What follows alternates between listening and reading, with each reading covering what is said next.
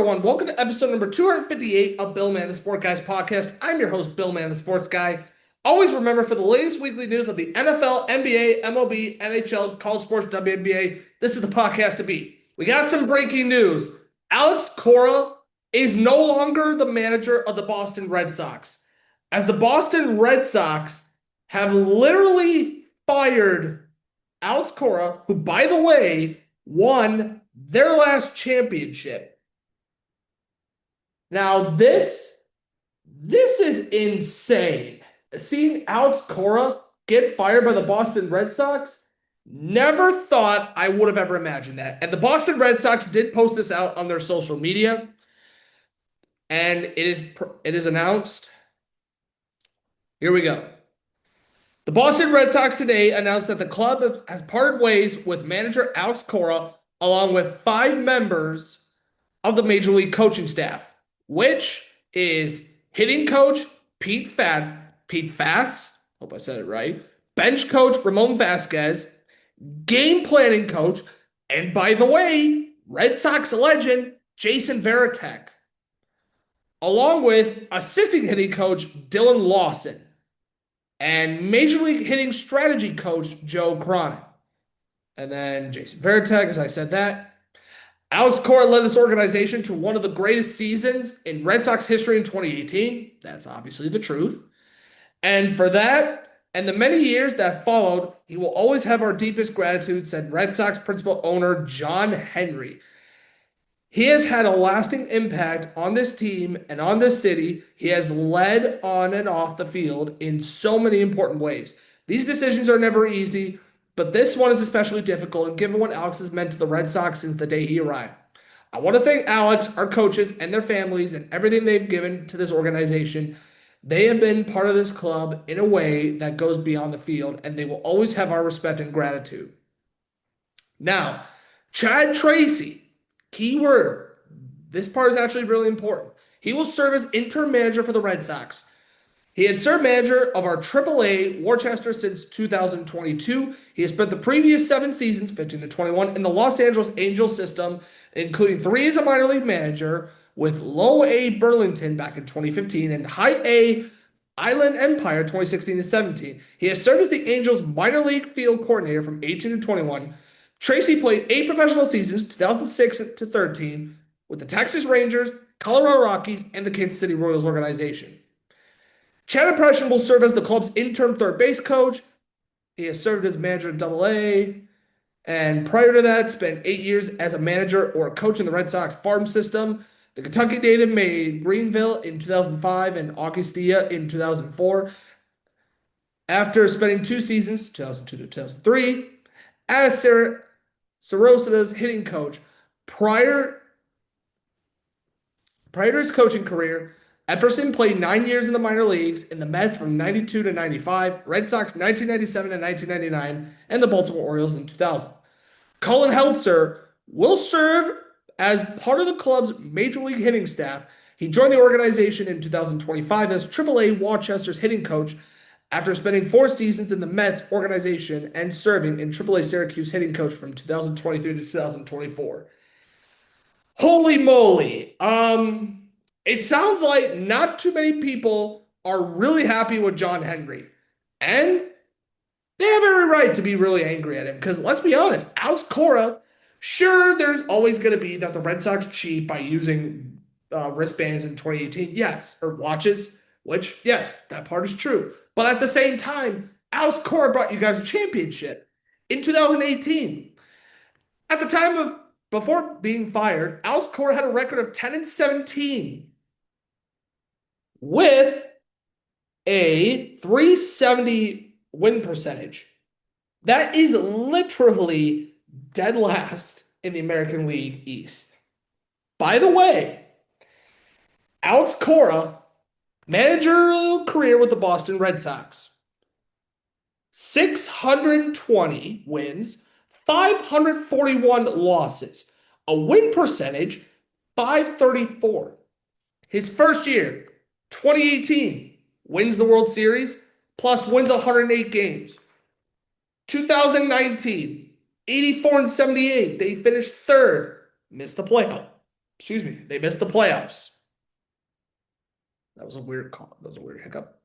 2020, he got suspended as part of his role in the Houston Astros cheating scandal, which he still won a World Series, but the Astros basically committed a crime and robbed the Dodgers of a World Series.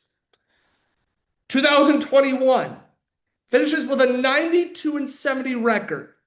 Second, they lose in the ALCS to the Houston Astros. Yikes.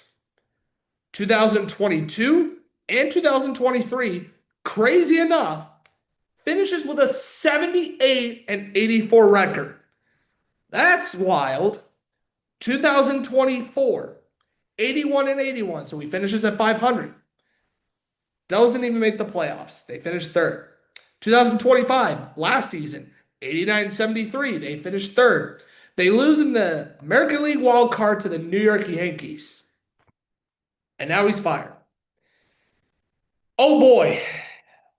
Boston is insane. And honestly, what direction are the Red Sox trying to go? They're one of the most historic franchises in the history of baseball.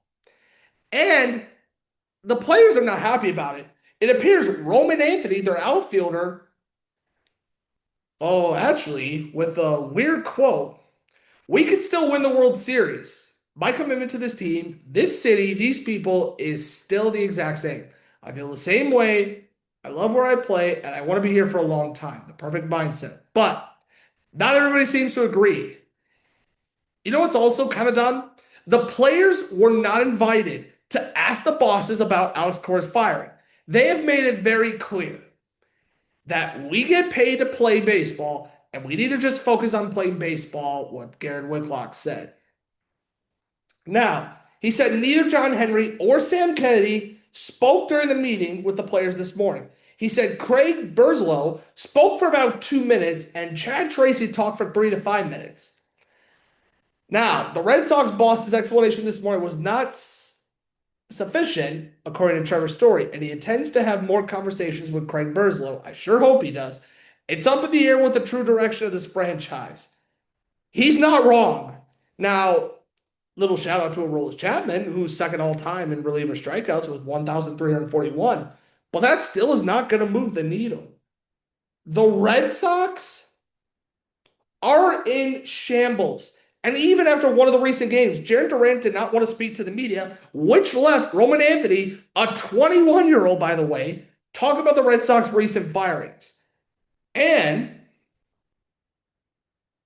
what's even kind of goofy is that Alex Cora, he is actually trolling the Boston Red Sox. This was his email to the Red Sox. The Coras will be okay. And then he also posted a clip on his Instagram story about Mookie Betts talking about his trade from the Boston Red Sox to the Los Angeles Dodgers. And he said another tweet saying happy. Really now? So, Boston Red Sox fans, what is happening? Yes, you guys are on a 2-game winning streak, but not telling the players about Alex Cora firing? It really doesn't make sense. And even a unanimous former Red Sox player spoke. I'm going to rephrase this a bit, but he quotes, it's like pooping your pants and changing your shirt. And the Garrett Whitlock thing that I said earlier, Craig Bigelow said, we felt those changes were warranted. Really? Really? That's a little bit of a hot cold take right there, Mr. Burzlow, because your team stinks. It's plain and simple. By the way, you know it's bad when the New York Yankees have their merch being sold at the Red Sox team store. Yikes. Could you imagine? I want people to think this really quick. Because while I thought the Alex Cora firing was really stupid, it should be Craig Burzlow who has to go, in my opinion. And what's even sad is, prior to the firing, they beat the Baltimore Orioles 17-1. But that's not the other point. Here's the point I'm trying to get across. With the Yankees having their store sold out of merch, I want fans to think of this really quick. Cub fans, that's right. I'm going to you guys first. Could you imagine if the Cubs record was the same as the Red Sox, only to see the Milwaukee Brewers merch being sold at your team store? Chicago White Sox fans, what if a bunch of Cubs merchandise was being sold in our store? Could you imagine if that happened in 2024? Look, I'm a diehard White Sox fan at the end of the day. I for sure would not be thrilled if that was the case. Now, let's even go a little bit further. Los Angeles Dodgers. What if the Angels have their own merch being sold at your store? Or how about San Francisco Giant fans? What if the Dodgers merchandise was being sold at your store? I mean, the Giants are bad. Knock on wood, that could still happen. But think of it. Your team is bad, and it's bad enough to where your rivals' merchandise is being sold at your store. So, do I think the Red Sox were stupid to fire Alex Cora? Yeah. Craig Biggio should have gone. A lot of former Red Sox players and fans all want him gone. And to be honest, I'm on the same boat. So, this one is really out of left field. A move I did not see coming. And in fact, here's a hot baseball take I have. I would not be surprised if Carlos Mendoza, manager of the New York Mets, is the next one to be fired. Big fan of draft. Mark, wherever you are, that is my next prediction. Carlos Mendoza will be the next one fired. Mark my words. So, let's talk about another sports professional team that I want to give my thoughts on today's video. It's a hockey team. And it's a team that did not make the playoffs. It's the Toronto Maple Leafs.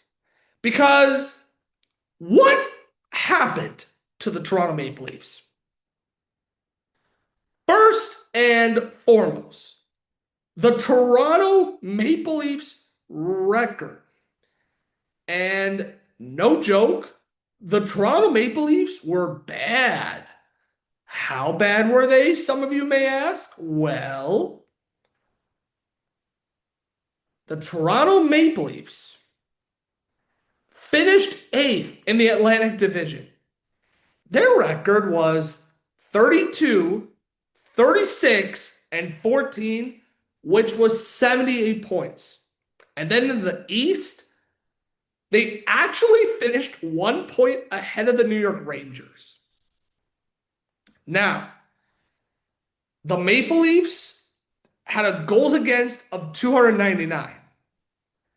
Their goal differential, minus 46. They were on a 7-game losing streak to end the season. They were 2-7-1 in their last 10. Now, if I were to go to the player stats, because, hear me out.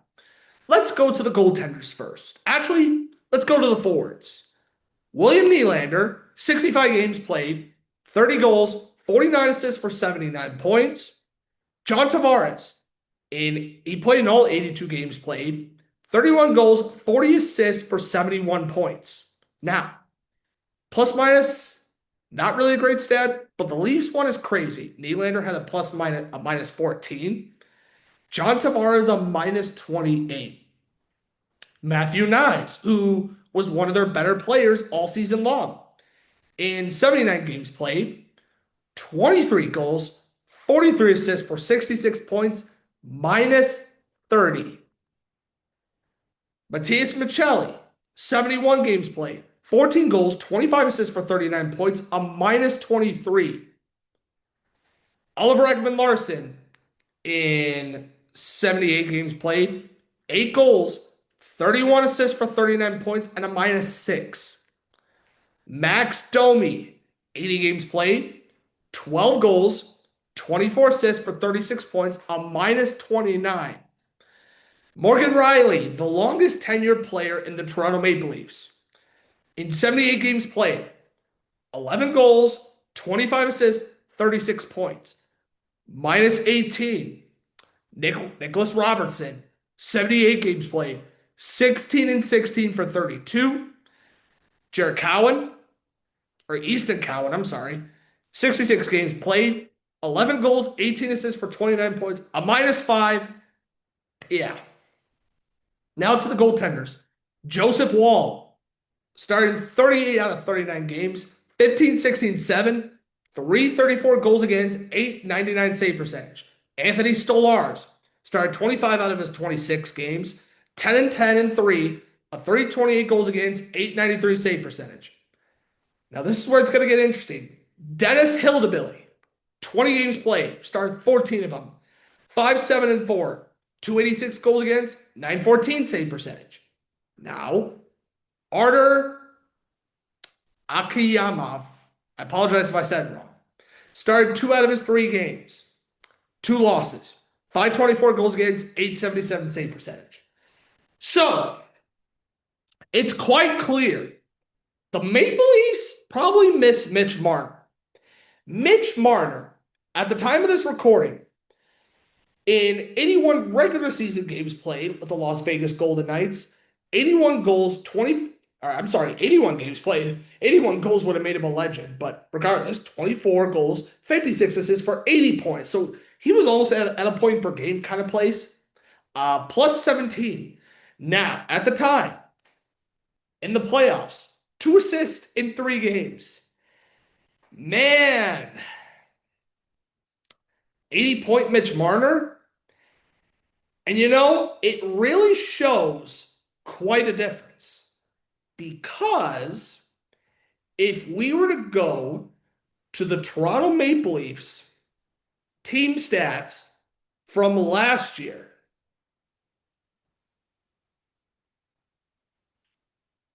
in 2024-2025, Mitch Marner still would have led the team in points like he did last season. All right, Mitch Marner had 102. Okay, now let's go to some of the other players. William Nylander, 84 from last year, then 79. Austin Matthews, 78. Big drop off. John Tavares. Actually, John Tavares had 3 more points than he did all of last year. Matthew Knies. Only a 5-point dropout from last season. Morgan Riley, 5-point dropout. Actually, check that. Yeah, 5-point dropout. Max Domi, even. He actually increased his point total. Now, Bocelli obviously was not in the Leafs this year. And Easton Cowan, he did not play a game for them last year. So, it's quite clear the Maple Leafs miss Mitch Marner. How are they going to address in the offseason? Austin Matthews. By the time that the 2026-27 season starts, he will have 1 year left. A $13.5 million contract, or somewhere around there. He gets paid 11.8 next season, just over 10 in 27-28. So, question I want to ask the Toronto Maple Leafs. Do they move from Anthony Stolarz or Joseph Woll? Second part. Who do they trade in the offseason? I want to see Nick Robertson succeed, but he really hasn't played a whole lot. And it's honestly really, really sad in someone like Nick Robertson. Like, this was the most amount of games he's played. He played 69 last year, 56 2 years ago, then 15, then 10, then only 6. So he really needs a new change, new scenery. Max Domi, I mean, he's only on, I think, not a $3 million deal, but a little more than that. I would try and move him. Oliver Ekman-Larsson, what value are you going to get from him? Also, Austin Matthews, William Nylander, if you do try to trade them, where and what value could you get back? I don't see John Tavares getting good value. So, and actually, not only to that, but even if we were to go to the standings, the Florida Panthers, they obviously missed the playoffs. That's not really a shocker because, the Panthers were hurt. Bobrovsky had a bad year. The Detroit Red Wings just missed the playoffs. The Ottawa Senators, even though they got beat by the Carolina Hurricanes, but they made the playoffs. The Boston Bruins came out of nowhere and made the postseason. Still hope they lose to the Buffalo Sabres. Speaking of the Buffalo Sabres, they actually won the division, which that's awesome. Tampa Bay Lightning made the playoffs. Another original six franchise rival in the Montreal Canadiens. They made the playoffs. So, out of the original six teams that are in the same division, two made the postseason, two didn't. Now, you could say four if you include the New York Rangers and the Chicago Blackhawks because both teams clearly didn't make the playoffs. It's that obvious. So, Toronto Maple Leaf fans, what changes need to be done? And also, Brad Treliving got fired. Greg Berube's still there. Who's going to be the new GM? And also, does Craig Berube, let's say if the Maple Leafs get off to a really cold start next year, will his coaching job be on the line? Let me know your thoughts and opinions on Twitter at Billman Sports, Instagram at Billman Sports Guy, and here on YouTube at Billman Sports Guy. All right, let's quickly do the top 10 of the NFL draft. The NFL draft happened this past weekend, and I'll give my thoughts on 1 through 10 because 1 through 10, I seem to get a bit of an idea. After that, it's impossible to predict. So, obviously, to no surprise, Fernando Mendoza, who won the Heisman Trophy in college, just got drafted by the Las Vegas Raiders. Next up, David Bailey, an edge from Texas Tech, was taken by the New York Jets. The Arizona Cardinals had the third pick, and they went for running back Jeremiah Love from Notre Dame. I actually think he'll be a stud for the Arizona Cardinals. Carnell Tate, who got drafted by, it looks like so he got drafted by the Tennessee Titans. That's interesting. Wide receiver from Ohio State. Another player who I think will do well. Arvell Reese, a linebacker from Ohio State, got taken by the New York Jets with the 5th pick. Kansas City Chiefs had the 6th pick, and they went after cornerback Mansour Delane from LSU. Washington Commanders had the 7th pick. They went for linebacker Sonny Styles from Ohio State. Jordan Tyson, wide receiver from Arizona State, is now a New Orleans Saint. The Cleveland Browns decided to take an offensive tackle, Spencer Fano from Utah, and then offensive tackle Francis Mauigoa or Mauga. I hope I said it right. I apologize if I said it wrong. Excuse me. He got taken by the New York Giants with the 10th overall pick. And then Ty Simpson went to the Los Angeles Rams. I don't know what the Jets were thinking in not taking a quarterback in the first round because that franchise has always been a complete disaster. But at the same time, Fernando Mendoza, last season was his best year in terms of professional. Curious to see how it works out with the Las Vegas Raiders. Hopefully he succeeds and not becomes a bust, but we'll see. The Jets, now the longest tenure sports professional team in terms of missing the playoffs. They haven't made the playoffs since 2010. Does Bailey help? I hope so, but they badly need another quarterback. Now, Tate and Love, I think they're both going to do really well. I'm actually really excited to see how well they do. And all the other picks are interesting. Even with draft players, it's usually too early to project. But at the same time, I think everyone's going to have a good career, and I sure hope so. So, we got through our three big topics today. Now, let's quickly go over my thoughts on every Major League Baseball team in the 2026 season. So, first of all, we talked about the Red Sox earlier, right? Now they have won. They're 11 and 17. So, what direction does this team even have by this season? This team is a mess. The Toronto Blue Jays are clearly experiencing a World Series hungover. I hope they could get it together. Now, the Baltimore Orioles, I think we all saw it coming. The pitching, starting pitching looks great. Bullpen is a bit of a fright. Pete Alonso looks like he's struggling in his first season with the Baltimore Orioles and first season in the American League. The Tampa Bay Rays, as I've said before, continue to surprise us by doing Tampa Bay Rays things. New York Yankees, once again, dominating. American League Central. Oh, look, the Detroit Tigers and Cleveland Guardians, to no surprise, are dominating, but have the same record and are tied for first place.